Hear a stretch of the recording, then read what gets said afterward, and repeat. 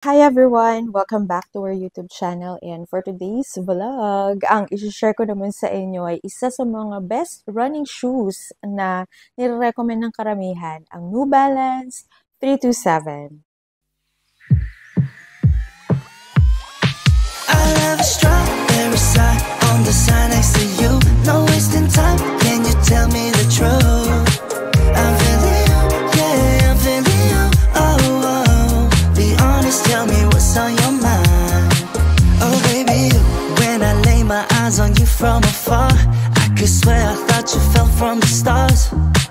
Think about you day and night, girl, even when you're not around. So, ayun nga, bilang nire-recommend siya ng maraming tao, actually, hindi lang naman itong model na to or yung style na to yung nire-recommend sa New Balance. Maraming mga style ng New Balance na nire-recommend, especially for running and for walking. Pero since I have this now lang, itong New Balance na 327 new release. So, new release siya. And I got it from my tita from the US. So, wala na akong box. Kaya hindi ko na siya maipapakita sa inyo. But also, I wanted to compare din itong nabili ko last year sa Bangkok. Ayan. So, New Balance 327 din siya. So, magkaiba kasi sila ng material and magkaiba rin sila ng size. Anyway, let's talk about this muna, yung new release ng New Balance. So, chinek ko siya sa website ng New Balance and it's a new release. Hindi ko lang makita kung kailan siya na-release. Pero dahil nga binigay siya sa akin ng aking tita from US, so na-check ko na rin siya. And alam nyo, yung difference niya from the first release ng New Balance 327 last year, ganyan, or last year. So, yung mga New Balance noon na nirelease na 327, yung colorway, especially yung colorway, meron sila na leather. So, yung material nila ay leather. Ito kasi guys, iba yung leather niya. So, parang felt something yung leather niya. Hindi naman yung parang felt paper, pero hindi siya leather. So, ayan. Ito kasi leather to yung letter N. Pero this one, iba yung pagka-leather niya. So, kapag nadumihan siya guys, mahirap siyang linisin. You need to have a wiping shoes or shoe wipes, ayun, para malinis nyo siya. So, ayan. Kaya ito, if makikita ninyo, meron na siyang konting dumi dito. Ayan. So, kailangan nyo ng shoe wipes to wipe it or to clean it para hindi siya gaanong dumumi or para hindi tumagal yung dumi sa kanya. Kasi kapag medyo madumi siya, ang pangit na niyang tignan. So, yan. Kasi nga, hindi siya leather na madali lang i-wipe. Like this one, leather siya. So, madali lang siyang i-wipe. And like the other New Balance 327 shoes, so ganito pa rin yung model niya. Parehas lang sila. Siguro nag-iba lang yung material kaya sinabing new release. So ayan, meron pa rin siyang New Balance na nakalagay dito. And then yung platform niya, ayan, medyo makapal pa rin. Yung tita ko kasi, kaya niya ito binigay sa akin. Sabi niya, kasi sinuot daw niya, and then parang nasusubsob daw siya. So parang masusubsob daw siya. Once lang niya na-try na suot. Buti na lang, swerte, magkapaa kami. So, ayan. Kaya sa akin napunta. So, wala kasing mapapagkasyahan to. Kasi maliliit ang paa nila. So, yan. And then, color brown yung pinaka-sole niya. Ayan. So, best, for me best siya for walking, especially if you're going sa mga tour, sa mga trip. So, best siya for walking and also for running. So, nagamit ko na rin yung ganito ko, ito, kapag nag-jogging ako, ganyan. So, for running, for walking, and never pa sumakit yung paa ko.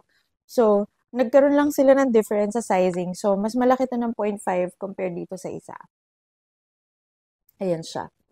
So, yan. And for this one naman, sabi ko nga, i-compare natin sila. So, magkaiba sila ng material. This one kasi, ayan, as you can see, na-review ko na pala ito dito ha. Just check out the video ng review nitong New Balance 327 ko. Last year ko pa to ginawa yung review. So, this one, hindi siya leather, hindi rin siya nylon. So, medyo tela siya. Yung fabric na ginagamit sa mga ibang sports bag or backpack, ganun yung tela niya. Pero syempre, matigas pa rin naman siya for shoes. Pero malambot siya on this part. So, dito medyo matigas. Dito malambot na siya on this part. Kaya hindi rin sumasakit yung paa ko kapag gamit ko siya. And the sole ay color gray naman siya. Ayan. Well, actually, this one naman, matigas din naman yung part ng dito sa may mga heel, ganyan. Pero this one, medyo malambot na rin ng konti, which is okay kasi at least hindi sasakit yung paa mo. I mean, ako kasi, ang unang-una ko talagang tinitignan siya sa sapatos ay yung hindi talaga sasakit yung paa ko. Kaya if you have noticed, wala akong Adidas Samba. Kasi tingin ko pa lang sa kanya, unang tingin ko pa lang sa kanya, alam kong sasakit na yung paa ko kapag sinuot ko siya kasi mukha siyang matigas. Although there are people na never daw sumasakit yung paa, like yung kapatid ko, yung Adidas Samba niya, napapang tour pa niya yan sa ibang bansa. Nung pumunta kami ng Hong Kong, Macau, yun ang suot niyang shoes. Pero ako never ko talagang masusuot yung Adidas Samba na pang tour. Siguro pang forma, but hindi rin kasi ako bumili ng Adidas Samba kasi iba talaga. Yung paa ko talaga hindi talaga siya para sa mga ganong style ng sapatos. And let's talk about the price point naman since galing nga ito ng US. So, ang tinignan ko yung sa website nila, US website, and it is priced at $99.99. So, it's for $100, meron ka ng New Balance 327. So, different countries, different prices ng New Balance 327. So, if you are going to other countries like Hong Kong, Macau, or Singapore, Japan, ganyan, syempre, iba rin yung pricing nila.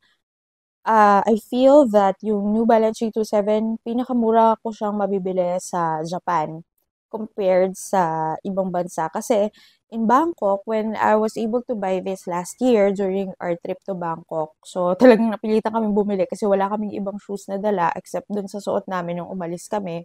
And gustong-gusto namin bumili ng kapatid ko ng New Balance 327. Sa mall namin siya nabili. And yung price point niya sa mall na yun ay nasa 6,000 something. So, medyo mahal. Napilitan lang talaga kami. Anyway, credit card naman yung ginamit. So, hindi ka naglabas ng pera na doon.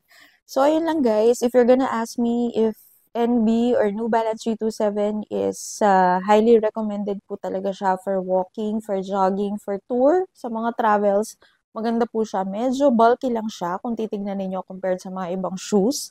So, ayun, kung mahilig naman kayo sa mga bulky shoes and pang-uuti din ninyo, I highly recommend New Balance 327. Hindi po siya nakakasakit ng paa. Never sumakit yung paa ko dito.